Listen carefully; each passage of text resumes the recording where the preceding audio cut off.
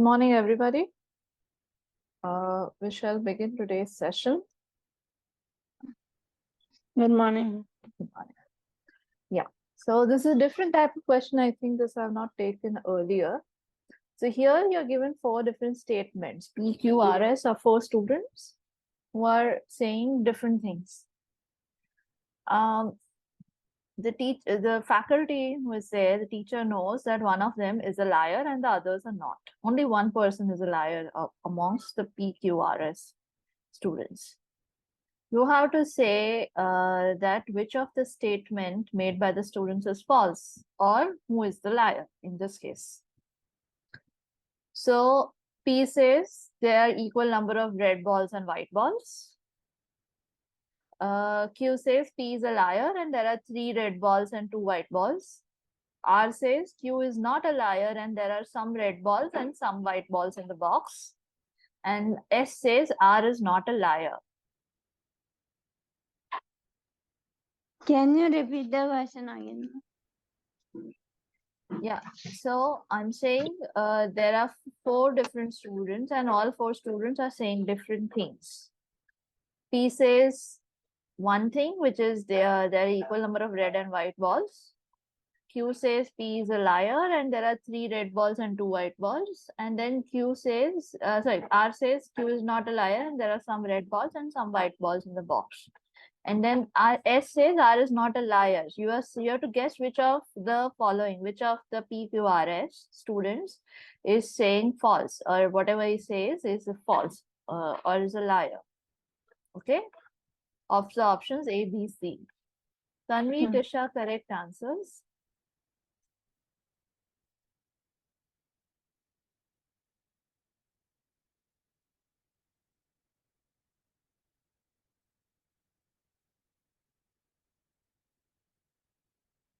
Please write your answers in the chat box. Just address to me, okay? Twisha, wrong answer. Rishabh, correct answer. Mahi, wrong answer. Pushpu, correct answer.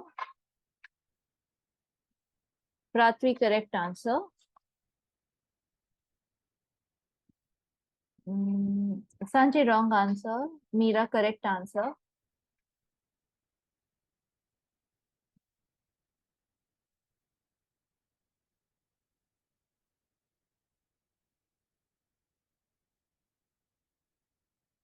Maitri, correct answer. Kavya, wrong answer. All right. In this case, if you look at just the statements, one person P says equal number of red and white balls. Q says P is a liar. And red, there are 3 unequal, basically unequal red and white balls, 3 red and 2 white. Then R says Q is not a liar. So R is saying this guy is not a liar. And then S says R is not a liar.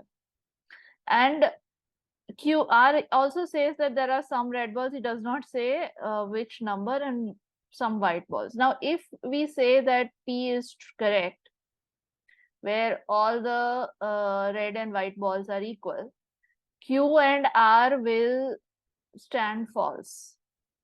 If you assume that that the bag contains or the box contains equal number of R and W balls or red and white balls, the statements made by Q and R and even S will be wrong or will be wrong. False at the end of the day. So in this case, if P is saying the false, if P is making the false statement, only then Q, R, and S, all 3 statements will stand correct. Hence, A will be the correct answer. Okay? Is that clear?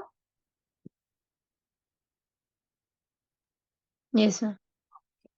We'll move to the next one.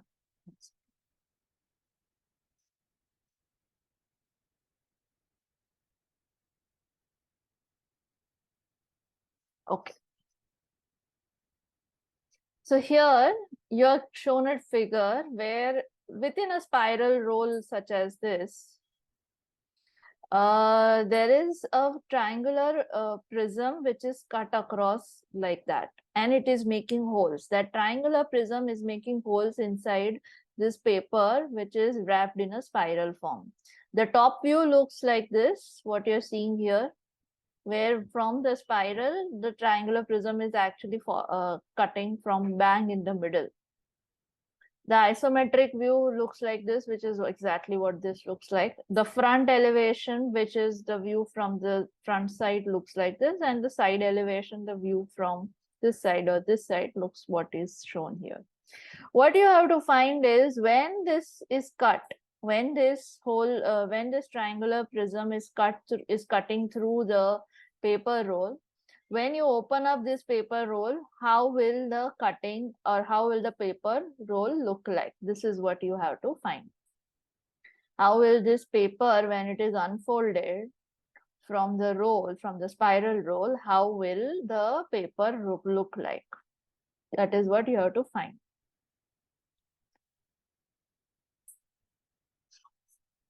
Rishabh, Rishabh, wrong answer. Anshi, correct answer. Mahi, wrong answer.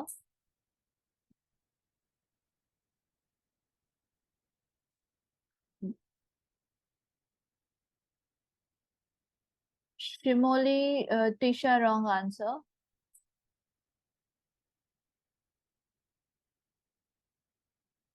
Pratvi, wrong answer.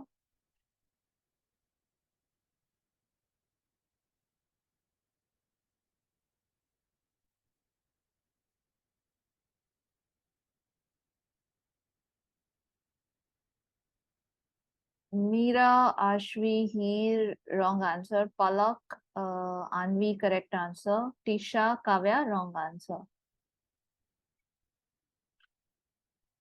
Shrujal, correct answer. Khushi, wrong answer. Kavya, correct answer. Vansh, wrong answer. All right. In this case, Twisha, correct answer. In this case, if you see, it's a spiral. Okay. Meera, correct answer. So in the spiral, what happens when you cut a spiral at whatever angle? So if this spiral, I mean, if it looks something like this, which is what is shown here, and any object is cut across like this, when I unfold it, I'm just making a small part here. I'm not drawing the whole thing. So, you know, if I'm just drawing it again, okay, just remember.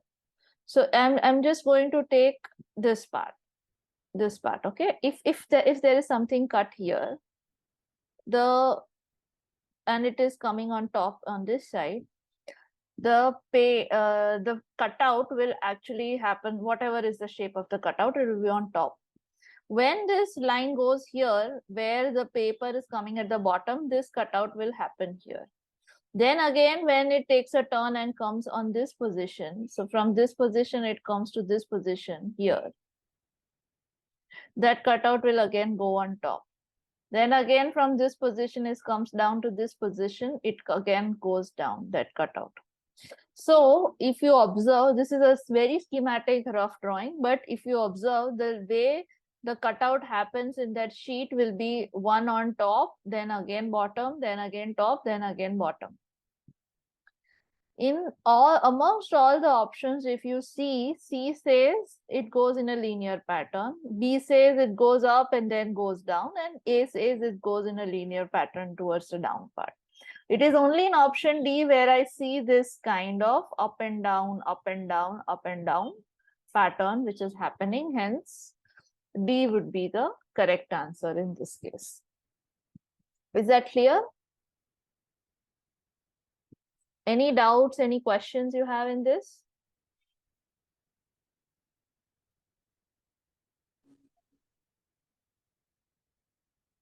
Okay, fine. We'll move to the next one then.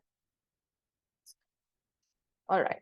Here, you're given, while Lilo was playing with a toy car tractor, she rolled it over an ink drop. This toy tractor is rolled over an ink drop, which is shown here. The image on the right shows the ink drop and the mark on the floor left by the tractor. This is the ink drop itself. This is first position is the ink drop which is seen here.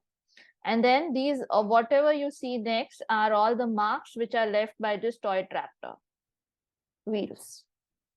What you're also given about the diameter of the back and the front wheel are the diameter of the back wheel is 1.5 times that of the front wheel. If this is X dia, then this will be 1.5X dia. Okay. What is the number of revolutions made by the front wheel between the ink drop and the last position? Between the ink drop and the last position, which means you don't have to count the ink drop. You have to count the number of revolutions that the front wheel will make. This front wheel will make from between ink drop and the last mark which is left. This in this case you will be answering the number. Okay.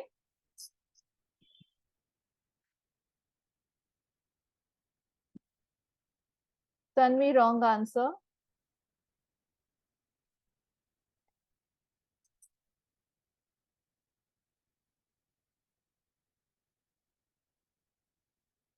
Man, wrong answer. Meera, wrong answer.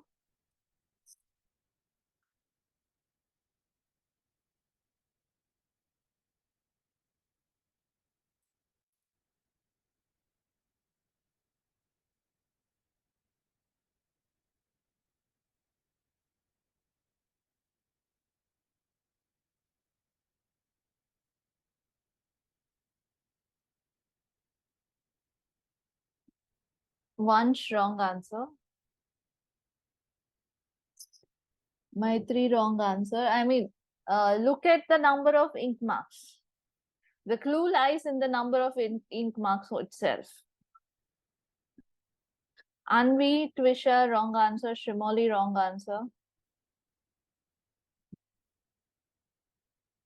Assume the correct answer. In Sanchi, correct answer. In this case, assume or not assume, but start with looking at where will the first mark come, and then proportion the whole that dimension proportionately. Look at all the marks, and you will find the revolutions itself. Anshi, wrong answer.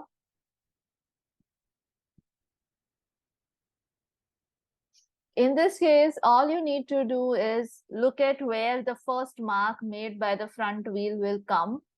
Look at that dimension and proportionately mark the dimension till the last ink point. You will find the answer. Mahi, Rishabh, correct answer.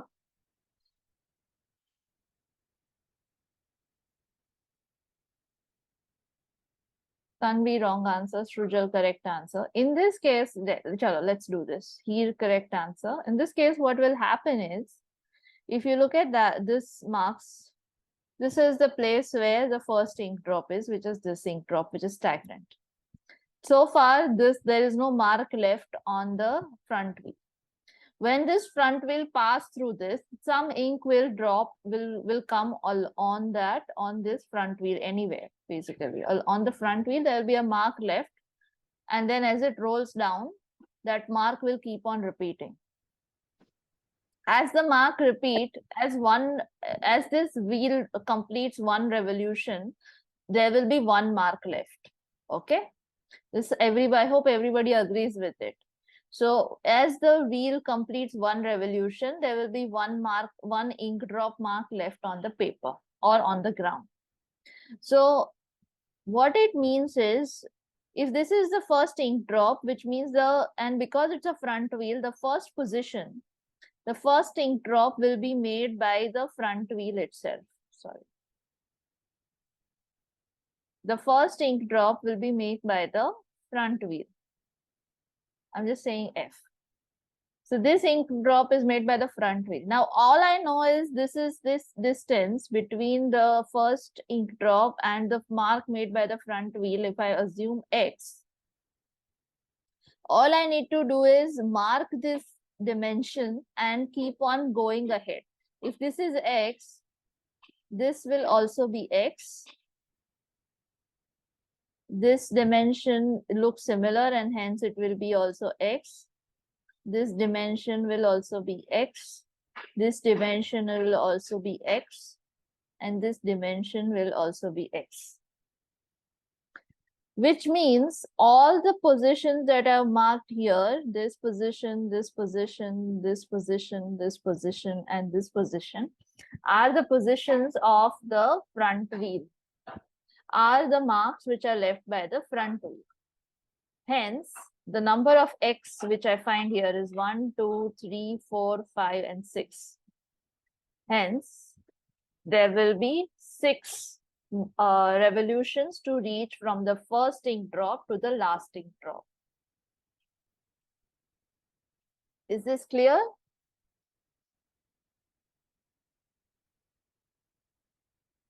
Okay, I'll explain that. See, in this case, this is the starting point of the ink drop. This is a little bit complicated, okay? So this is a starting point of the ink drop, which is shown here. This is the first mark. When this first wheel rotates and comes, so for example, when this front wheel passes through this ink drop, I'm assuming that that ink drop gets placed on this part here. Okay, this ink drop gets placed here on the front wheel. Hence, when this front wheel rotates and completes one revolution where it starts from this part where this happens and then takes a circle and then comes again to this position, it will be completing one rotation and as well as leaving another mark after completing the one rotation. So this dimension which I find here will be the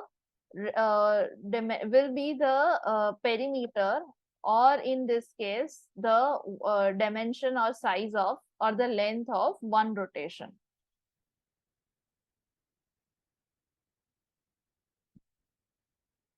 Sorry, one revolution. Okay, so this length will be of one revolution. Now this length is seen here. This is the length here. Because it's a front wheel, that will be the first, the front wheel will be the first to leave the first mark after the ink drop because it's in the front. Hence, this dimension is the length which I'm referring here, X. So this dimension will be X, which means this will be the front wheel position. Then this becomes the another front wheel position because this and this both are X here. This also happens to be the front wheel position. Then this X dimension, which I see here, this and this dimensions are same. So this is also X. Then this and this dimensions are same. Hence, this is also X. And then this and this dimensions are same. So this is also X. And this and this dimensions are same. Hence, this is also X. So all I need to do after this is just proportionately, once I establish the X dimension, all I need to do after is literally take this proportion and mark wherever that X dimension follows. In this case, it follows here, this mark, this mark, this mark, this mark, this mark, and this mark, which is the various segments where X dimension is happening. After I do that, I just need to find how many X dimensions are happening, which is 6. So this dimension is 6X from the first ink drop to the last ink drop. Hence, it will be 6 revolutions. Ma'am, if we count the first mark also, then no, it won't be, no. I'm not counting the mark. I am counting the distance. I don't need to count the marks. I need to count the distance. So no, I'm counting this distance. Yes, ma'am. But I'm not counting the marks. Yes, ma'am. But if the ink makes the wheel makes the mark after one revolution, no, ma'am. So the first one. Yeah. So here the wheel takes the ink, right? This is the place where it takes the ink. From when it takes the ink, it completes one revolution till the second point here. So this mark is made by the revolution itself. But the wheel has already completed one revolution and traveled that much. So I will have to count that also. So 1, 2, 3, 4, 5, and 6 dimensions that way. Between the first and the last position, there will be 6x dimension which are happening, and hence 6. Okay, Do you ma'am. agree this is 6x? Yes, ma'am. So which means that x, 2x, so far 2x, then 3x. So likewise, there will be 6 revolutions which will be happening. If you are counting the mark, you will get confused. Instead, count the dimensions. Count this value of x. Is it clear? You have any doubts still? No, ma'am. I don't know who asked. I'm sorry.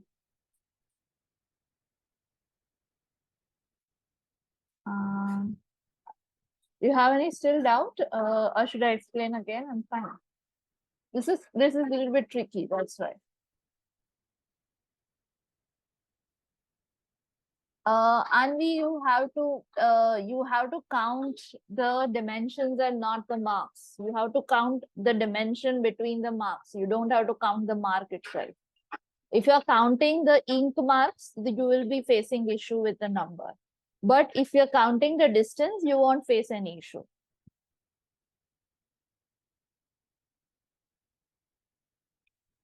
Kavya, Anvi, I hope I'm clear, and I don't know who asked the question, but I hope I answered you all.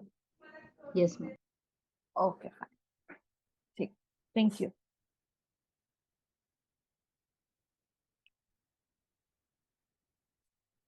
Okay. So you're shown a bicycle, and this bicycle has different diameters, across. So the pedal has 10 centimeter diameter, the front wheel is of 30 centimeter dia, and the back wheel is of 35 centimeter dia with a small gear which is of 5 centimeter dia. What you have to find is, if this pedal which is here, if this pedal makes 1.5 revolutions, how long or how far will, in centimeters, how far will this cycle travel? If 1.5 revolutions is made by the pedal, how far will the cycle travel? This is what you have to find.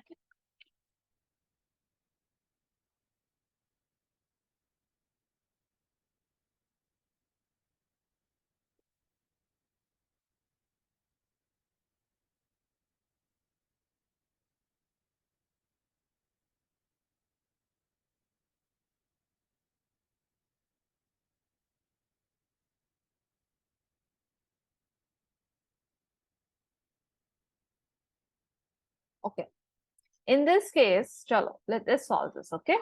So in this case, if the pedal is making 1.5 revolutions and its diameter is 10 versus the diameter of the gear which is holding the back wheel is, because in this case, the front wheel diameter is something which I'm not concerned, because it is if you look at the gear relationship, it is between the pedal and the back wheel gear.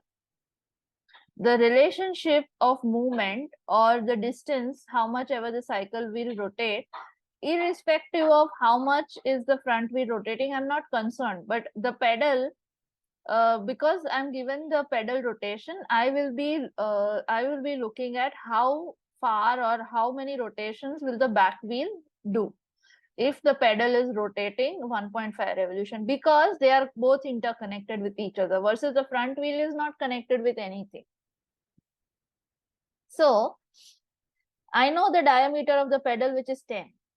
I know the diameter of the gear in the back wheel, which is 5. So the relationship of the front and the back wheel will be 2 times. So if I am saying 2 pi r1 is and 2 pi r2, okay, so where R1 is this and R2 is the gear, this gear, and R1 is the pedal. So 2 pi will negate, sorry, x times. I am more interested in finding the times revolution of R2, okay? So how many times will R2 rotate if R1 rotates 1.5 times? This is what I'm interested in. And for that, I will find the relationship or the ratio between R1 and R2, which is x. So R1 x will be R1 upon R2, which is R1 is 10 upon 5, sorry, not R. So x will be equal to 2, which means if this R1 is rotating 1.5 times, so if R1 is rotating 1.5 times, then R2 will rotate 1.5 into 2, which is 3 times. Why? Because that x which I have found is equal to 2. X is equal to 2, which is how much is R1 times R2?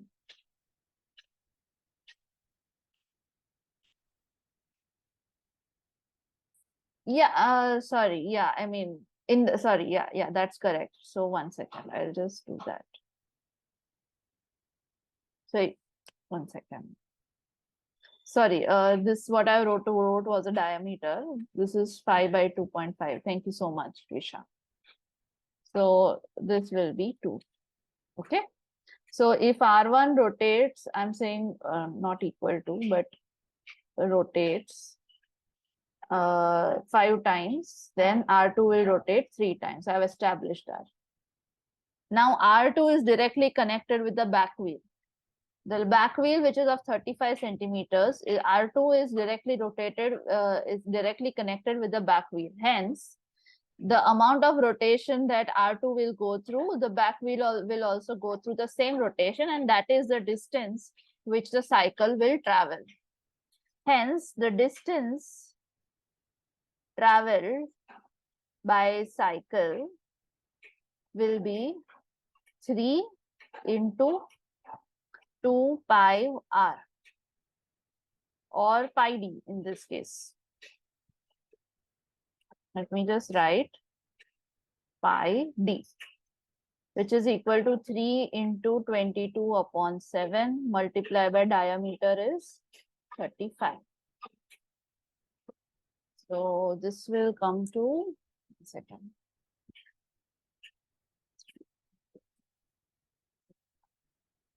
$330 centimeter.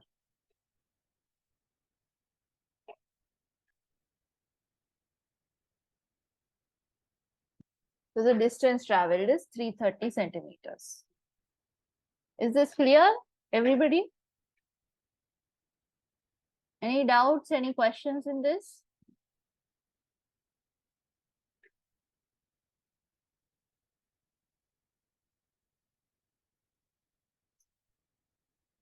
So in this case, okay, I'll explain it again, Sanjay. This is also a little bit tricky.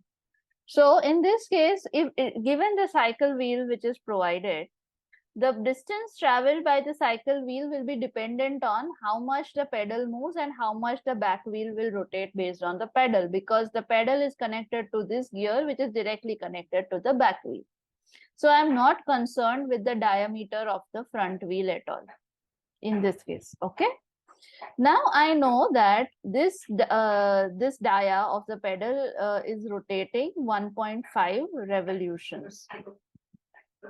All I need to find is if this pedal is rotating 1.5, if the pedal is rotating 1.5 revolutions, how much will this gear of 5 centimeter rotate? So I say that x is the times the back wheel, the number of times the back wheel rotates. Back gear rotates. So what I do is pi d1, which is diameter of the pedal, or dp, I'll write here, and pi d, I'm sorry, writing b, which is the back wheel gear. And this will be x times the gear rotation. So pi goes away. So x will be equal to diameter of pedal upon diameter of the back gear, which will be equal to 10 upon 5. Hence, the x, which is the number of rotation of the gear, will be 2 times. Which means if this is 2 times, okay, this is because this is the number of times the back gear rotates. Hence, if this guy, the pedal, if the pedal is rotating, if the pedal rotates 1.5 times, then back gear rotates 2 into 1.5 times, which is 3 times. Thus, now I know the back gear is directly connected with the wheel of 35 centimeters. Hence, the perimeter or the circumference of this multiply by the times in which the gear is rotating will be equal to the distance traveled by the bicycle. So, distance traveled by bicycle will be 3 multiplied by pi d1, I'm saying. D1 is this diameter of the back circle, which is 3 into 22 by 7 into 35. So that distance will be equal to 330 centimeters. Sanchya, is this clear? Any doubts anybody has in this? Okay. Okay. Thank you. We move to the next one now. So in this case, you are given 3 different solids, 1, 2, and 3. These solids are interlocked with each other to form another solid which looks like this, which is the front view, and this is the rear view of the solid. This solid is painted blue from the outside, not the inside, but it is painted blue from the outside when the assembly is done. When all these solids are combined together, this new solid is painted blue from the outside. How many surfaces are there without the paint when you separate all the 3 solids? How many surfaces will be there without any paint when you separate out all the 3 solids?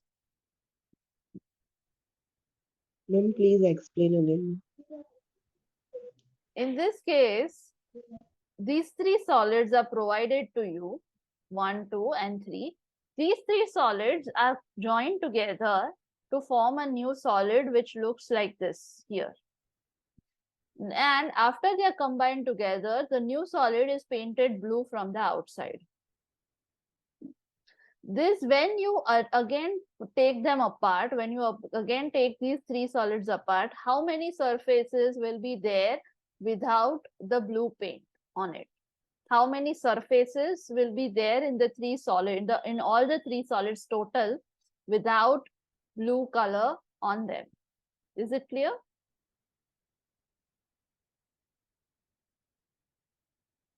Ma'am मतलब कितना surface तो 3 तो है मतलब Sorry? Ma'am मतलब सारा ही surface हम लोग आउट ले लेंगे तो फिर कलर तो नहीं होगा ना मतलब In this case, when you are joining this, if you observe, this surface will be the one which will be left without the blue color because it's inside. So ऐसे कितने surfaces होंगे without the blue color? That's what you have to find. Oh. The wrong answer. I think you have counted more surfaces. You're close by. Mahi, wrong answer. You are very close by to the correct answer. Tanvi, wrong answer.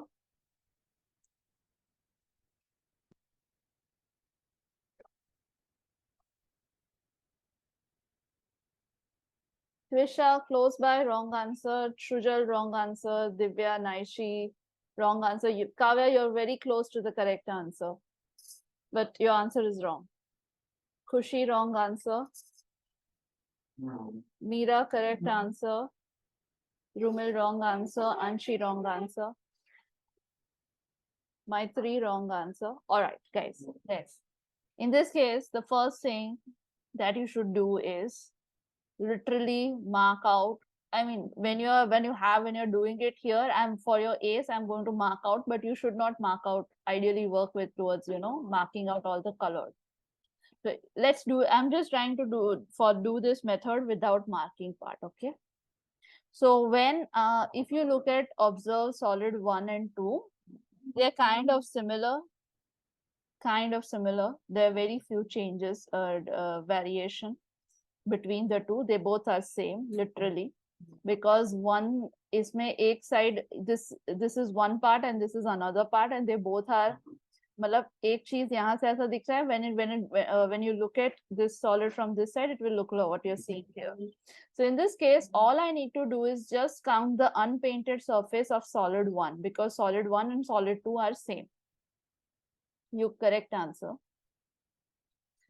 So the unpainted surface in this case will be 1. I'm just taking solid 1 right now, okay? 1 second. नीचे वाला यहाँ पे आएगा 2. This will be 3, 4, 5, 6, 7, 8,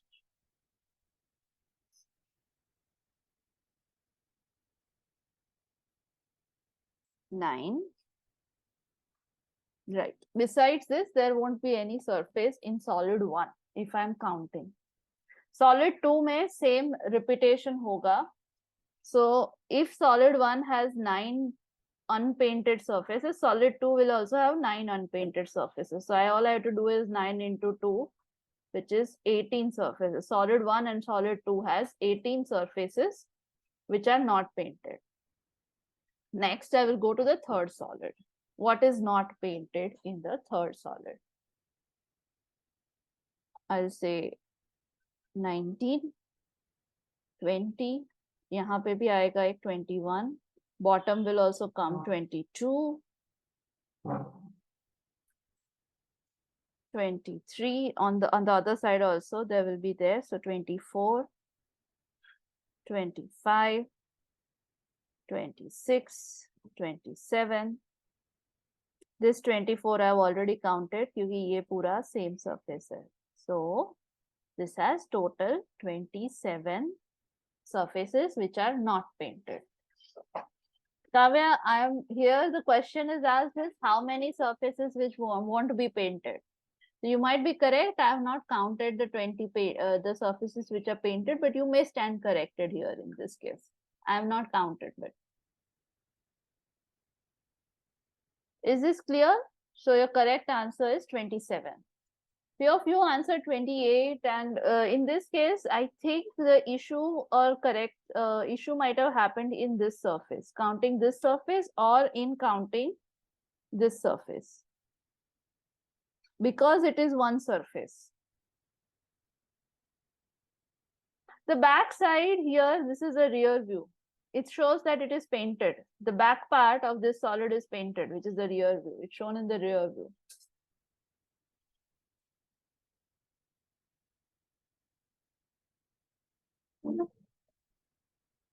Acha, sorry. 1 second. You mean the back? You mean the back side of the third solid? Okay. 1 second. 1 second.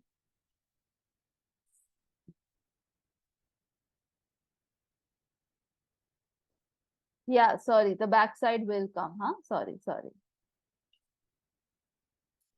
So 1 second. So 18, 19, 20, 21, 22, 23, 24, 25, 26, 27, 28. True. 1 second. So I counted 27 earlier. Let me just cross check it. Okay. Before I solve this, I had counted 27 earlier. So just give me 1 minute. Let me just count this once.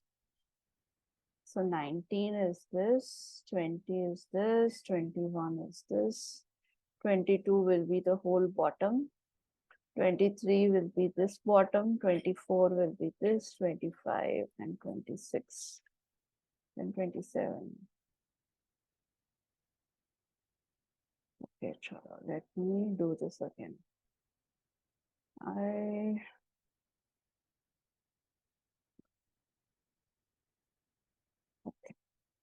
So 18 were here. I'll count the back side, chalo, first. 19. This is 20. 20. Acha, this is not there. Sorry. This solid is not there. This is also not there. 20,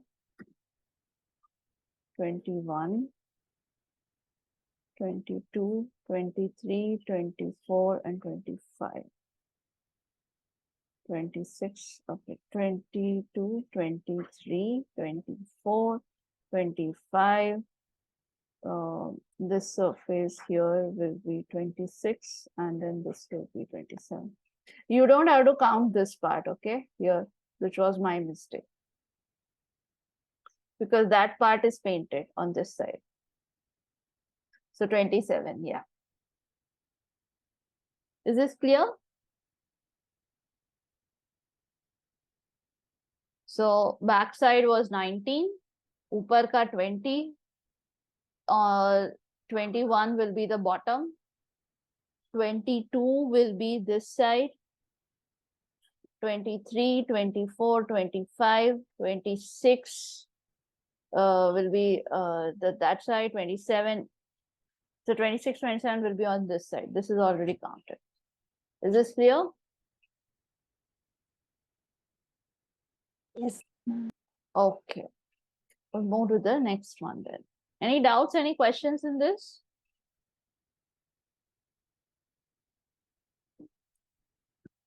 Okay.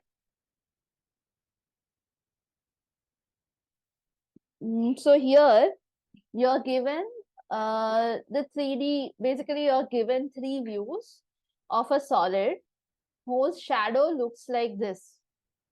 You're given 3 views of the shadow on X, Y, Z planes, and the shadow looks like a Z on all the 3 sides, on all the 3 planes. What you have to find is how many lines will this solid have? How many lines will this solid have is what you have to find.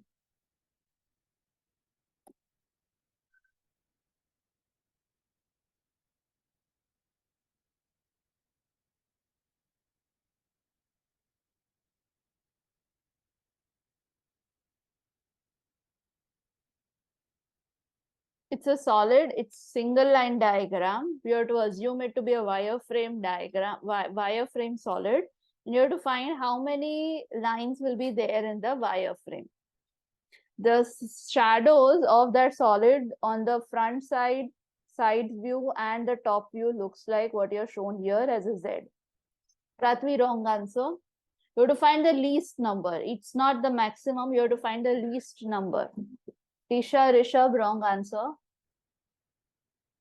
Tanvi, wrong answer.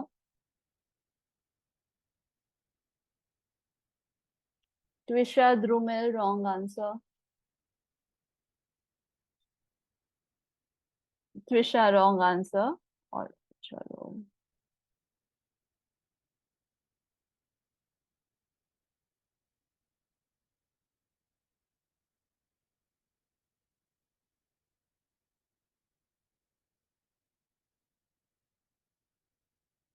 Tanvi, correct answer. Meera, wrong answer.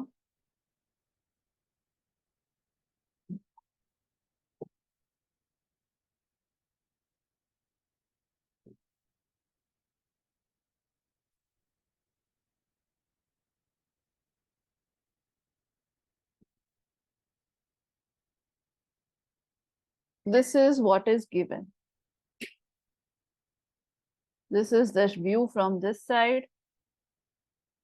This is the view from this side. And this is the view. The green colored are the views which are provided here, or the shadows which are provided here. Okay. In this case, when I were to make a solid, I'm just drawing in red. Okay. Just look at the mark which I'm drawing in red.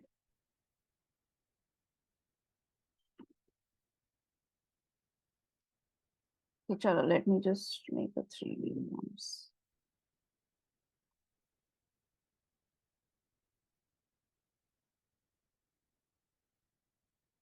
The 3D like this. The red part, if I am connecting the two diagonals like this,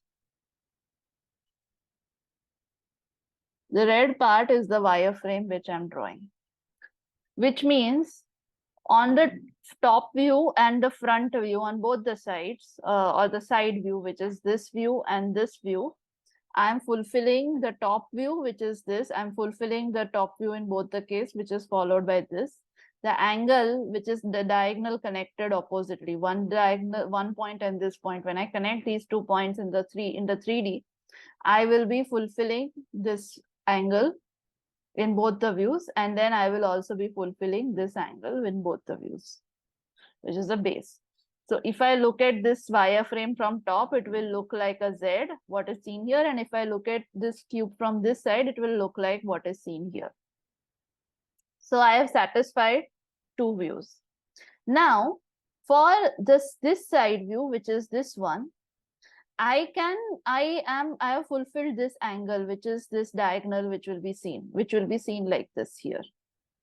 But I still don't have my top part, and I still don't have my bottom part, because here in this case, I just have this line so far. In which case, how will I get my top and the front part? I will get it here. I will have, I hope it is clear. Let me choose a different color. You see this yellow line? I need to add one wireframe on this side, and I need to add another wireframe on the bottom.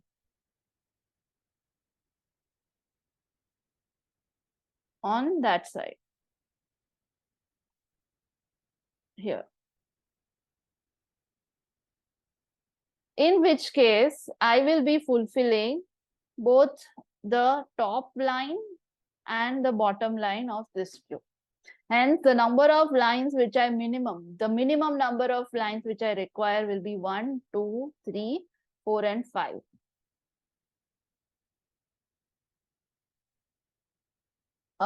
Yes, Anshi, I'll explain again. Chalo. In this case, you're supposed to guess the 3D form whose shadow will look like a Z in all the three planes, which is given here. Now, if I were to draw if I were to draw a cube, if I were to draw this solid wireframe, I'm just going to draw a cube first. Okay.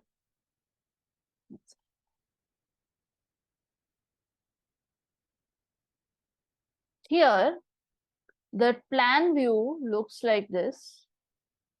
Just look at the blue line. This is a plan view from top. From this first, from this side, chalo. Let me just draw this here. From this side, the Z looks like this.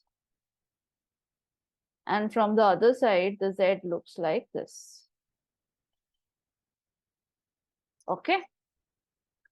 Now, if I were to draw, okay, chalo, one second. This is the back of the cube, okay? This line, red line, is the back of the cube.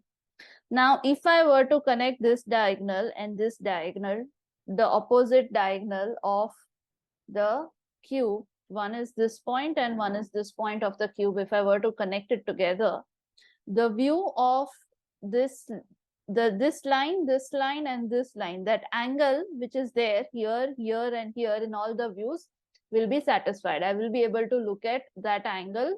So if I look at this line, this wireframe line, which is connecting the opposite ends of the cube, I will see a diagonal in this view. I will see this angle. From this view, I will see this angle. And from the top view, which is there, I will see an angle like this, which is this angle of the Z.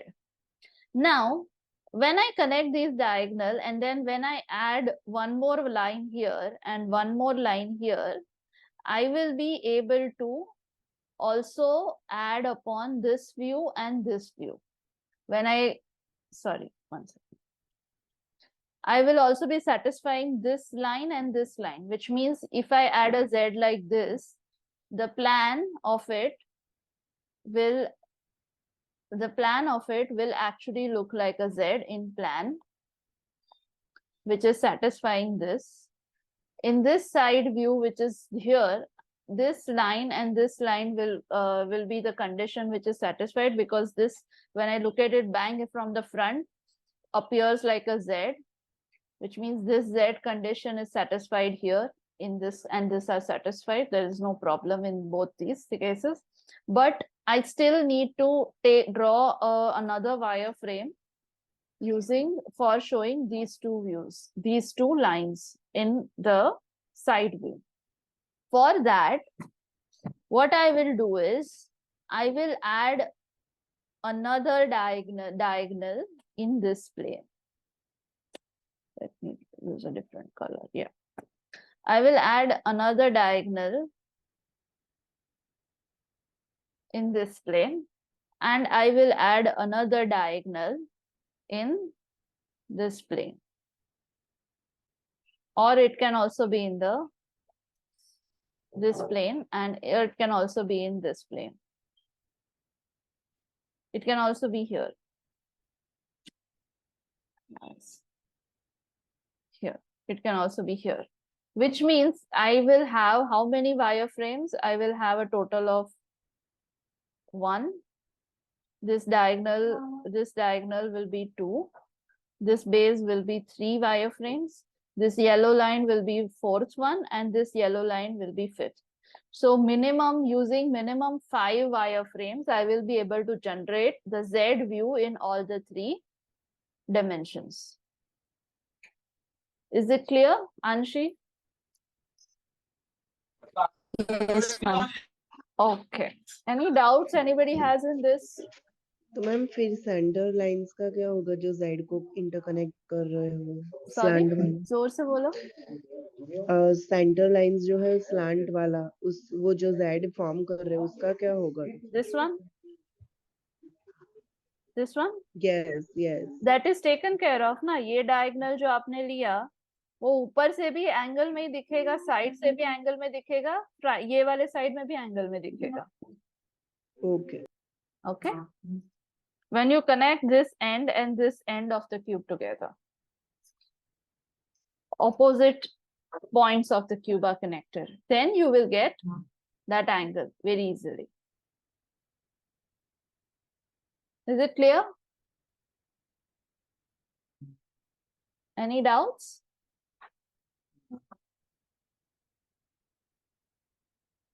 Okay, we'll move to the next one then. Okay. Here, you're given a bookshelf which has a kids' adventure novel in a series, in a 9-volume series. The spines, which is this binding side of the cubes, contain parts of the treasure map. What is the sequence of the book that forms the complete treasure map? And you have to answer it as a single 9-digit integer. You have to, this numbering is given 1, 2, 3, 4, 5, 6, 7, 8, 9. You will have to rearrange the books in such a way that this whole treasure map will look complete. Right now it is disorganized. In this case, please start with the edges. please start with the edges first. Jesse, I'm just going to give you a hint. This is one end. This is one end. And this is another end of the book, which means I know that the book series, in order to complete the treasure map, I will have 7 here. 1, 2, 3, 4, 5, 6, 7, 8, and 3 in the 9th position. This is established because 7 में आपको edge दिख रहा है इसका और 3 में भी आपको इसका edge दिख रहा है यहाँ पे, which means the correct series will have to start from 7 and will end with 3. This is my first clue, which I have already provided you. As you gradually keep on adding the next number, look at, for example, if I'm starting from 7, look at where the 7 ka ends and where this end and these lines will connect with the next number.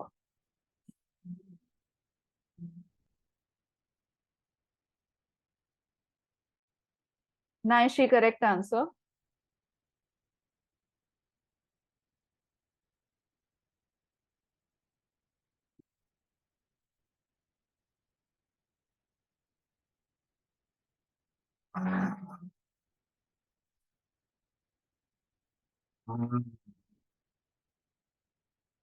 Tanvi, wrong answer.